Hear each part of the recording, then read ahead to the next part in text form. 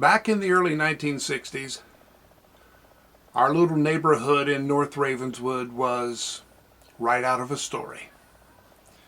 Semi-isolated in the northwest corner of a small town, cut off a bit by the highway on one side, a big field and some woods on the north edge, railroad tracks and the river, and then on the south edge, a hedge. And it was perfect except for two things. I was 4 and pretty much all the other kids were a lot older than I was. And the mansion across the hedge was haunted and owned by a man who did terrible things in the cellar to kids that he caught on his property. How did I know these things? Well, I was 4 and all the other kids were older than me. And they told me things. And I believed them.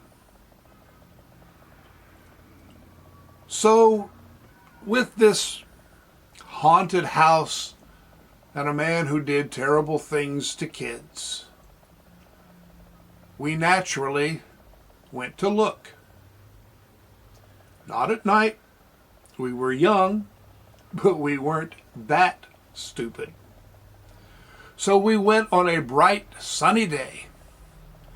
About 4 or 5 of us, I guess, including my brother Gary, who was 7 years older than I was. And this would have been shortly before muscular dystrophy sent him into a spiral of crutches and wheelchairs. Greg was the oldest brother, but he wasn't along because he was older. And he was off with the oldest kids in the neighborhood, doing whatever. And we went across the hedge. And we were wandering around the outside of the house. And I'm sure we thought we were being sneaky. And that's when a voice behind us said hello. And there was Robert Park, owner of Chestnut Hills, which does not sound haunted, and the man who did terrible things to kids that he caught on his property. And so this terrible man smiled and offered to show us around. And he did. He showed us the outside of the house, and he took us on a tour of the inside of this bright, spacious house where I neither saw nor heard a single ghost. Not even the rattling of a chain. And he eventually did take us down to the cellar, where rather than objects of torture, we found shelf upon shelf of items that had strayed down there because they no longer had a place upstairs. And he gave each kid an item. Almost each kid. But he gave Gary a Walt Disney Donald Duck cookie jar, which is a marvelous, marvelous gift. And I'm sure he meant it for both of us. But I was 4. Now, being 4, I mean, from an adult perspective, it means you're the little brother who doesn't count as a separate thing. Just the tag along.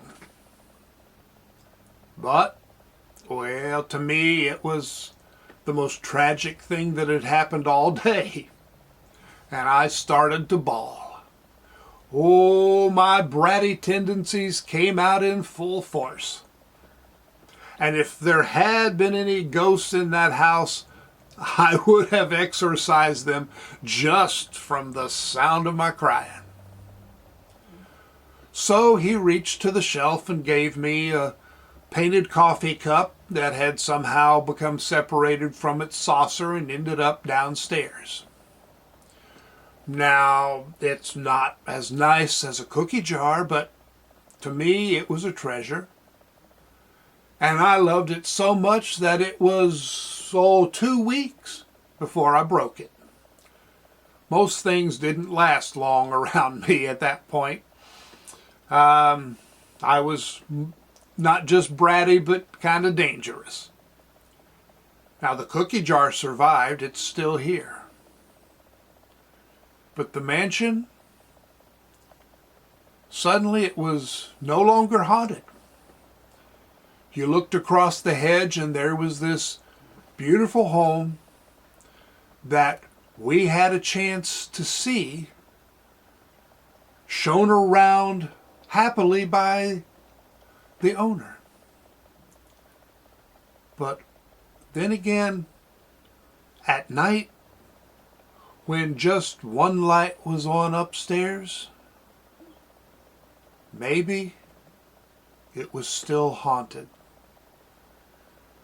We did, after all, live in a storybook neighborhood, and some of those stories include haunted houses.